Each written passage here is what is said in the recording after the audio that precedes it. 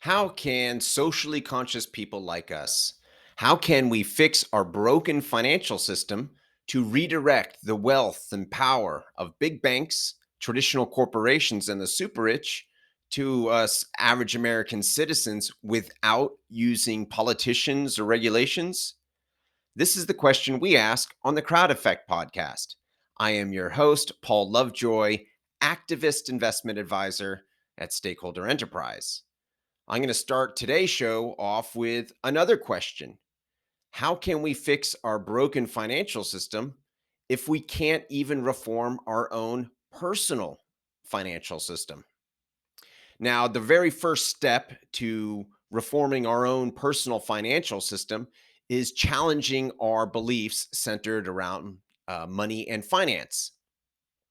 Now, I have past beliefs, and I talked about beliefs around money a few episodes ago. And I mentioned that I had a belief that money will buy you happiness. Other beliefs centered around money is the root of all evil, money doesn't grow on trees, spending money makes me happy, and so on and so forth. Uh, Today, I have a belief about money and personal finance that being financially healthy and engaging in my finances regularly is an act of self care, just like eating healthy foods, exercising regularly, and having good sleeping habits. Now, in fact, having good financial help will allow me to afford healthier foods, better exercise equipment, and I'll sleep better knowing that I have my finances under control. So this is a belief now that I have centered around money. What I did was I tried to get rid of all my harmful beliefs around money by challenging them and then replacing them with helpful beliefs like the one I just mentioned. Okay, so once that has been accomplished, you've challenged your beliefs and you've replaced them with helpful beliefs, the harmful ones.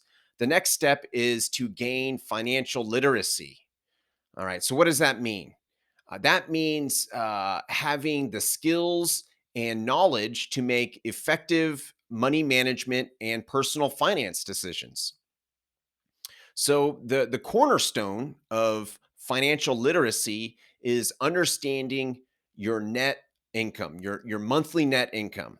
And this is very simple to find out your monthly net income. This is also referred to as cash flow, and it's simply your total monthly income subtracted by your total monthly expenses, and you end up with your net monthly income. Now, why is this important? Well, you could see right away just by understanding that if you are digging yourself deeper into debt or you have the ability and opportunities to make yourself even healthier, financially speaking. So understanding net income. Now, there are so many easy ways now to get our net income. Traditionally, you had to look at your expenses, you're writing it down on a piece of paper or even a spreadsheet. And you're going back and it's time consuming and you're like, and you have to keep doing it every month. And it can be a bit annoying and a hassle. Even though it's very helpful for you, it's hard to take that time to do it. Today, that's not the case. There are these incredible money management apps where it imports and aggregates all your online financial accounts into one secure location where it automatically shows you what your average net monthly income is. It's easy, very easy. In fact, I offer a in my own money management portal this budgeting tool to be able to do that. All right, you figured out what your net monthly income is. That is probably the biggest and most important thing you can do. The second step is understanding assets and liabilities. Now, There's some confusion around assets and liabilities, especially in the last 20 years. The definitions of assets and liabilities have changed a bit, mainly due to Robert Kiyosaki's book, Rich Dad, Poor Dad. And he offers a really simplistic and I think helpful view of what assets and liabilities are, but it differs from traditional accounting and investment advisors. Uh, we are trained differently on what assets and liabilities are.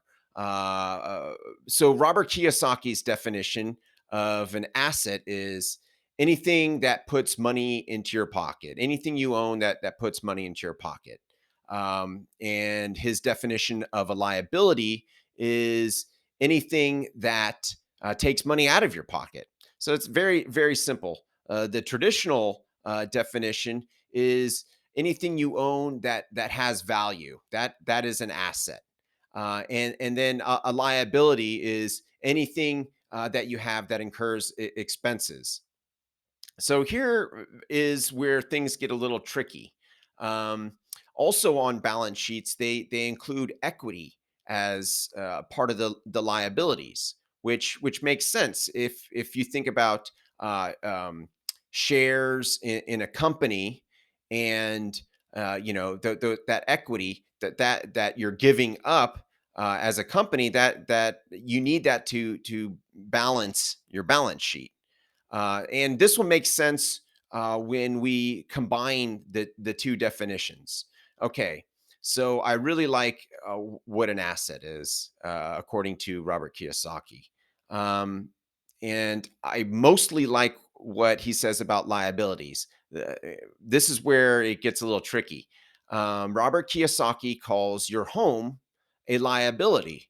And I understand why he does, because a home takes money out of your pocket with your mortgage and property taxes, insurance, maintenance, repairs. All of that takes money out of your pocket. And so I understand how that would be considered a liability.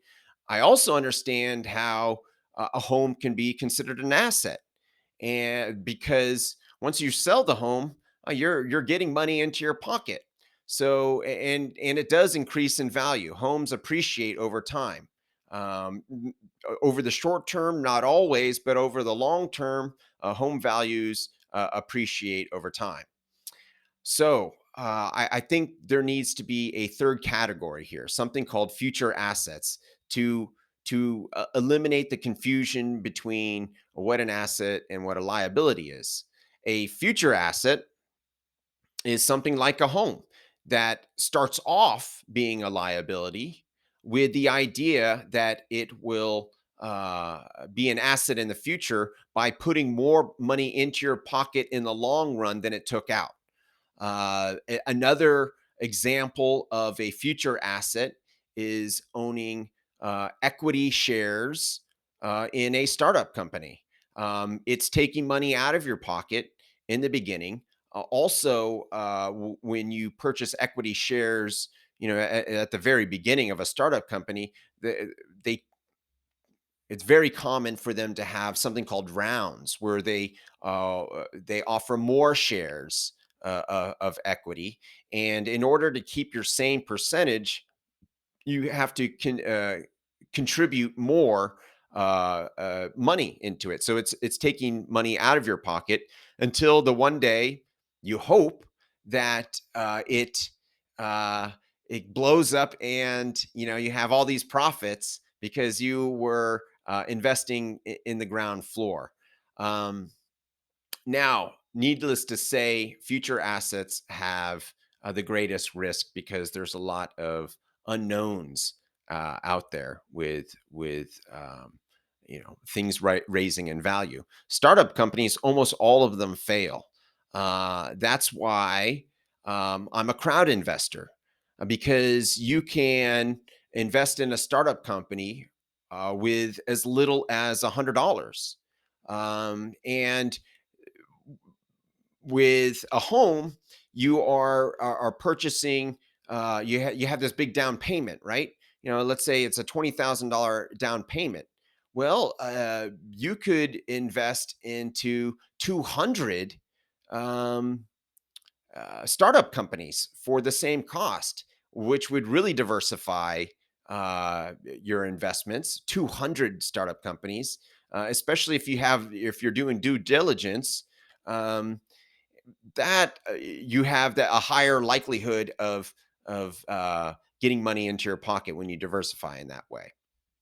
Okay, I feel like I'm getting into the weeds a little bit about just basic financial literacy, but I think you understand why there is this difference of going on of the definitions.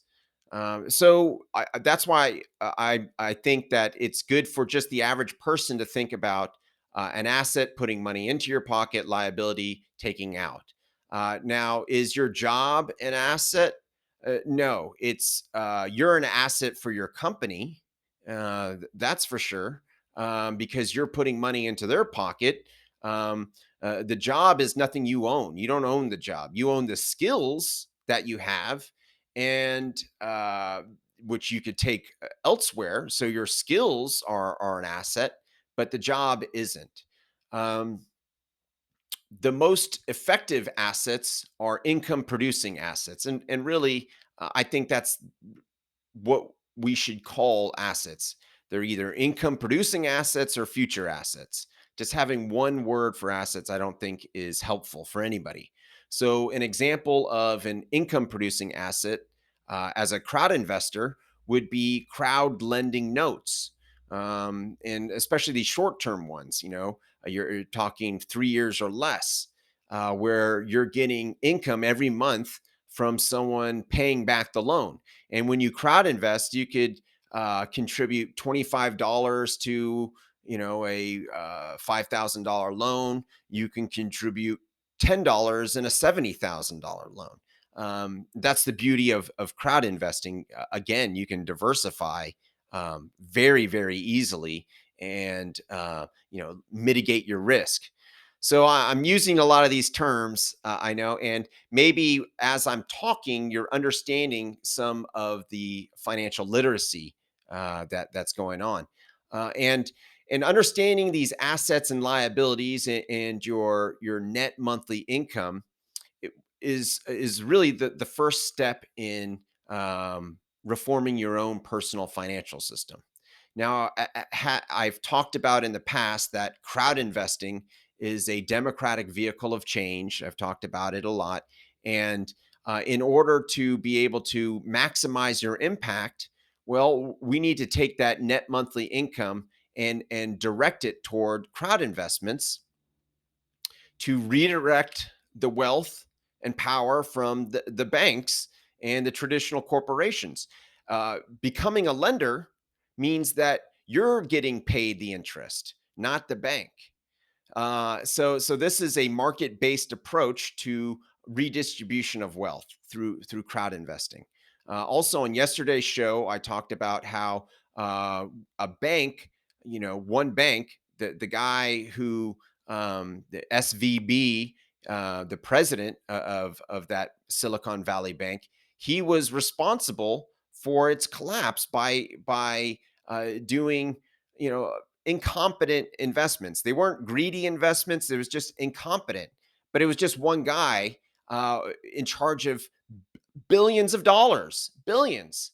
With crowd investing, it's dispersed between many different independent, decentralized voices that say, "Oh, I want to lend here, I want to lend there, I want to lend everywhere," all over the place. So it doesn't have this concentration of wealth that will lead to financial crisis. It happens over and over again. That's what happened in 2008. Concentration of wealth, um, too big to fail. And here we are again, similar thing. Concentration of wealth. One guy has the power to make all the decisions of where this bank's assets go, and he made a bad one, and it caused a lot of people stress, and it disrupted their business, and stock market it took a nosedive, and people are losing money, panicking, all this stuff happens. So this is why you want to understand the very basics of finance, because not only will it improve your own life, it has the ability to improve our entire financial system. My name is Paul Lovejoy. I am a crowd investor, and I see you are one too.